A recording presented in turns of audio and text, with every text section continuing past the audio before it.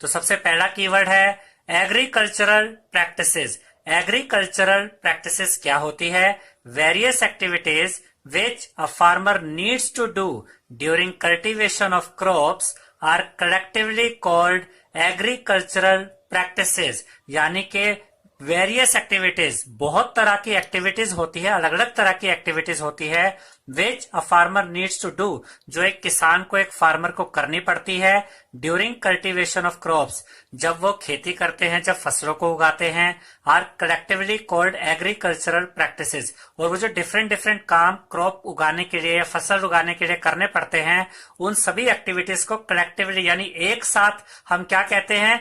Agricultural practices. Activities which are part of agricultural practices are as follows। और agricultural practices में कौन कौन से parts है वो यहाँ पर मेंशन किए गए हैं। जैसे सबसे पहले है प्रिपरेशन ऑफ सोयल। सबसे पहले तो मिट्टी को तैयार किया जाता है, मिट्टी को खोदा जाता है, नरम बनाया जाता है। सेकंड पार्ट है सोइंग, बुआई करना यानी बीजों को बोना, ये भी एग्रीकल्चरल के एक्टिविटीज में आता है। थर्ड है एडिंग मैन्योर एंड फर्टिलाइजर, मिट्टी में मैन्योर और फर्टिलाइजर्स को ऐड किया जाता है ताकि क्रॉप्स को न्यूट्रिएंट मिल सके। चौथा है इरिगेशन। इरिगेशन का मतलब होता है क्रॉप यानी कि प्लांट्स को पानी देना। फिफ्थ पार्ट है इसमें प्रोटेक्टिंग फ्रॉम वीड्स। अब जो फसलें हम उगाते हैं उनको वीड्स से बचाना होता है। वीड्स अनवांटेड प्लांट्स होते हैं स्टूडेंट्स, जो कि हमारी क्रॉप के साथ ही उगाते हैं और ये क्रॉप्स के लिए काफी हार्मफुल होते हैं, तो इनको हटाना, इनसे हमारी क्रॉप्स को प्रोटेक्ट करना बहुत जरूरी होता है। फिर है हार्वेस्टिंग। हार्वेस्टिंग होता है जब क्रॉप मैच्योर हो जाती है, जब फसल पक जाती है तो उसकी कटाई करना, उसको काटना। और फिर सबसे लास्ट में आता है स्टोरेज। स्टोरेज का मतलब है कि जो हार्वेस्टेड क्रॉप्स है, जो क्रॉप्स काट ली गई है, जब वो पक जाती है और उनको काट लिया जाता है तो फिर उनको सेफ तरीके से स्टोर भी करना पड़ता है ताकि उनको पेस्ट जैसे कि रैट से और इंसेक्ट से बचाया जा सके। अब हम सेकंड कीवर्ड देखेंगे। सेकंड कीवर्ड है एनिमल हस्बेंड्री। एनिमल हस्बेंड्री क्या होता है students? Animals reared at home और in farms on a large scale for commercial purpose is called animal husbandry। जब एनिमल्स को पाला जाता है, रियर्ड मतलब पाला जाना, जब एनिमल्स को पाला जाता है घरों में या फार्म्स में on a large scale यानी बड़ी संख्या में, for commercial purpose, commercial purpose के लिए यानी उनसे प्रॉफिट कमाने के लिए, तब हम इसे क्या कहते हैं? एनिमल हस्बेंड्री कहते हैं। थर्ड कीवर्ड क्या है? थर्ड कीवर्ड है क्रॉप।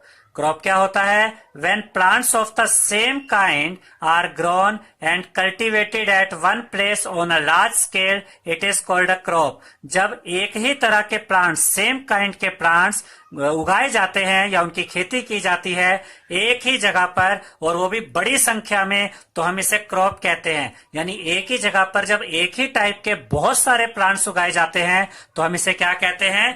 क्रॉप कहते हैं। अब हम फोर्थ कीवर्ड देखेंगे। फोर्थ कीवर्ड है फर्टिलाइजर्स। फर्टिलाइजर्स क्या होते हैं? याद रखिएगा स्टूडेंट्स, फर्टिलाइजर्स ऐसे सब्सटेंस होते हैं जो कि क्रॉप्स को न्यूट्रिएंट प्रोवाइड करवाते हैं। Fertilisers are man made inorganic salt. ये मैन मेड होते हैं और केमिकल से बने होते हैं। Fertilisers are made in factories. Fertilisers factories में बनाए जाते हैं। Fertilisers do not provide any humus to the soil. देखिए इस चीज को समझिएगा, जब फर्टिलाइजर्स को जमीन में, मिट्टी में डाला जाता है तो इनके अंदर जो न्यूट्रिएंट होते हैं वो प्लांट्स के द्वारा एब्जॉर्ब कर लिए जाते हैं, यूज कर लिए जाते हैं। तो जो फर्टिलाइजर होते हैं ये मिट्टी का पार्ट नहीं बनते, ये फटाफट बस उनके न्यूट्रिएंट यूज हो जाते हैं। क्योंकि ये मिट्टी का पार्ट नहीं बनते हैं यानी लंबे समय तक फायदा नहीं देते हैं, तो हम कह सकते हैं कि ये मिट्टी में ह्यूमस ऐड नहीं करते हैं। Fertilizers are very rich in plant nutrients like nitrogen, phosphorus and potassium। जो फर्टिलाइजर्स होते हैं ये न्यूट्रिएंट्स से रिच होते हैं, न्यूट्रिएंट्स से भरे हुए होते हैं। हम एक एग्जांपल से समझते हैं। मान लीजिए आपकी खेती की जमीन में नाइट्रोजन की कमी हो जाती है, तो आप नाइट्रोजन का फर्टिलाइजर लाते हैं और वो फर्टिलाइजर जमीन में डाल देते हैं, तो जो नाइट्रोजन की कमी थी वो फर्टिलाइजर उसको पूरा कर देगा, क्योंकि वो उस नाइट्रोजन न्यूट्रिएंट के से रिच होता है, उससे भरा हुआ होता है। ऐसे अगर फास्फोरस की कमी है तो फास्फोरस का फर्टिलाइजर डालिए, उसको डालिए, फॉस्फोरस की कमी पूरी हो जाएगी।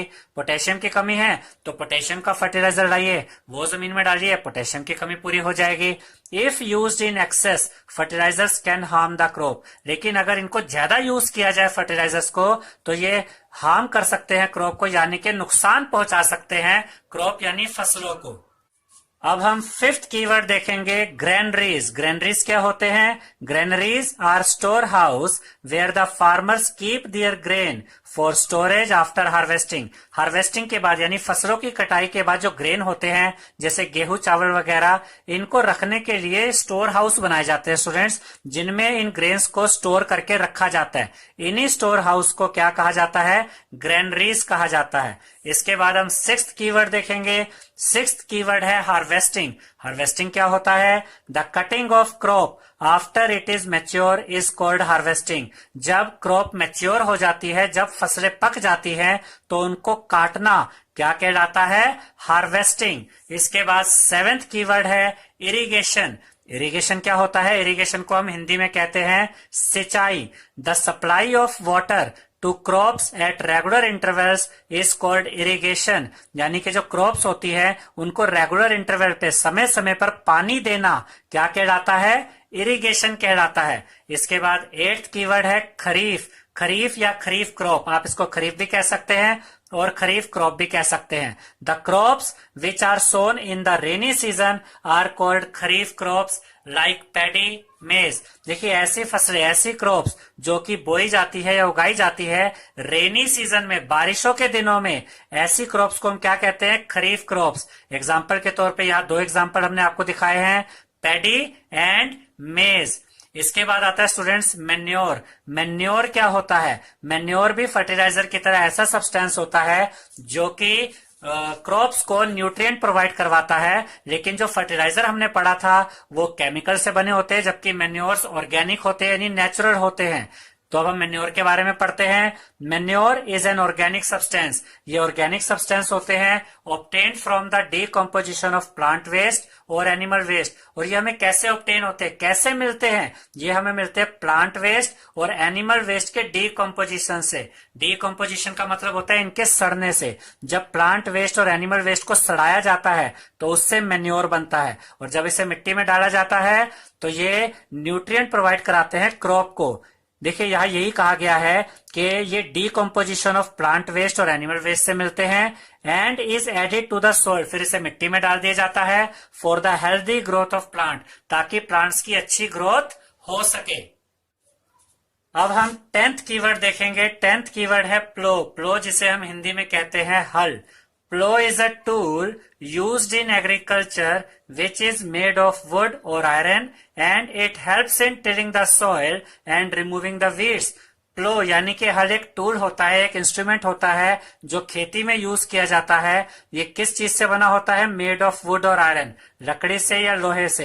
And it helps in tilling the soil, और ये किस चीज में मदद करता है? जमीन खोदने में और जमीन को नरम करने में। एंड रिमूविंग द वीड्स, और वीड्स को हटाने में भी ये काम आता है। वीड्स ऐसे अनवांटेड प्लांट होते हैं स्टूडेंट्स जो हमारी क्रॉप के लिए हानिकारक होते हैं, उनको खत्म करने के लिए, उनको उखाड़ने के लिए भी प्लो का इस्तेमाल किया जाता है। इसके बाद 11th कीवर्ड है रबी। इसको आप रबी कहिए या रबी क्रॉप्स भी कह सकते हैं। रबी क्रॉप्स क्या होती हैं? The crops which are sown in the winter season. ऐसी क्रॉप्स जो विंटर सीजन यानी सर्दियों में उगाई जाती हैं आर कॉल्ड रबी क्रॉप्स। इन्हें हम कहते हैं रबी क्रॉप्स। इसके कुछ एग्जांपल यहां हमने आपको दिखाए हैं, wheat, gram, P and mustard.